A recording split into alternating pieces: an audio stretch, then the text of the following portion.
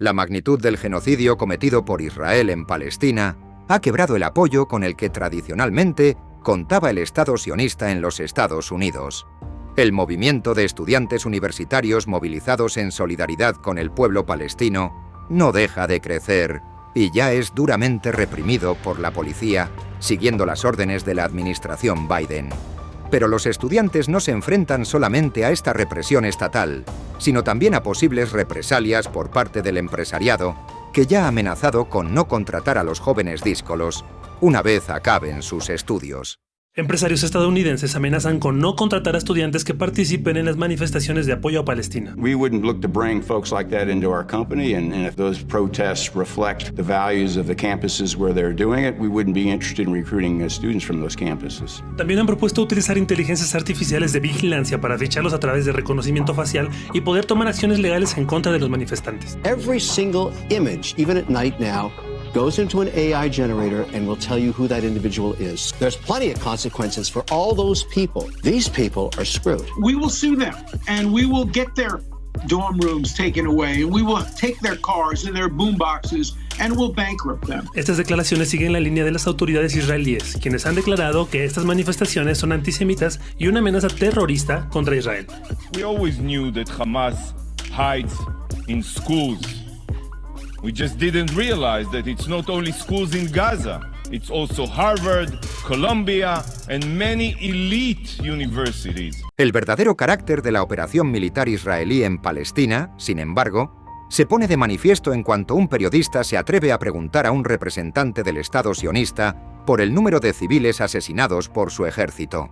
We'll do what we have to do to go after Hamas to avoid civilian casualties, something that we have successfully done. Out of that Hamas number that you just gave, more than 14,000 are terrorists that we took out. There's more than 25,000 Hamas and Islamic Jihad terrorists taken off the back. How many civilians do you believe you've killed? We don't have exact figures, as you know, it's the fog of war. But you've got exact numbers for Hamas terrorists you've killed. Why wouldn't you know how many civilians you've killed? Because obviously our focus is to go after the Hamas terrorists. And hang on, I mean, that does imply that you're putting a bigger premium on killing Hamas terrorists in terms of numbers and accountability than you are on innocent civilians. That can't be right, surely. If you know exactly how many Hamas terrorists you've killed, you must know how many civilians you've killed. Otherwise, you're prioritizing the lives of terrorists over innocent people. Piers, with respect, don't put words into my mouth, please. I didn't say exactly 14,000. I said around 14,000, whereas Hamas will come out with precise numbers that statisticians will look at. Give me a ballpark number for civilians. Well, you can use the ballpark as far as the Hamas figures, which I reject as being false. Well, if they're false, why would you give me those? I gave you the numbers that I had. No, you've told me you know how many Hamas terrorists you've killed, but you don't seem to have any idea how many civilians you've killed. I'm just bemused. Why wouldn't you keep count of both?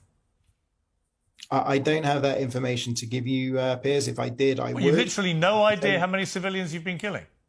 I can tell you definitively that our aim is to go after Hamas. No, hang on. I'm sorry to push you on this.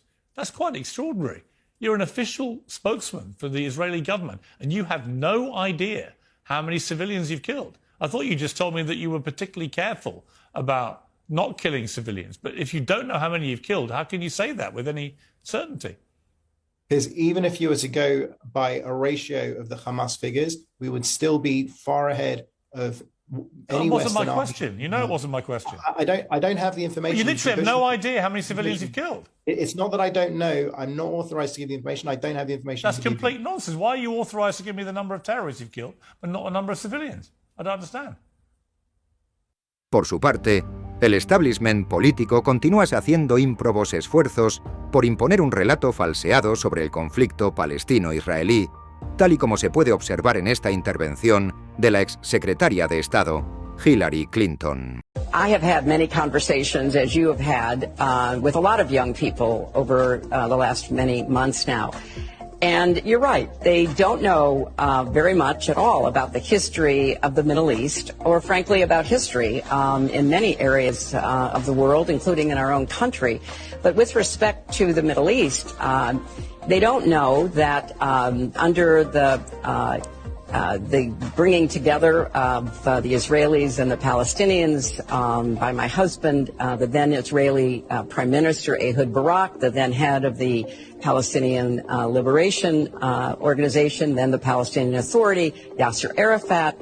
An offer was made to the Palestinians for a state on 96% of the existing territory occupied by the Palestinians, with 4% of Israel to be given to reach 100% of the amount of territory that was hoped for.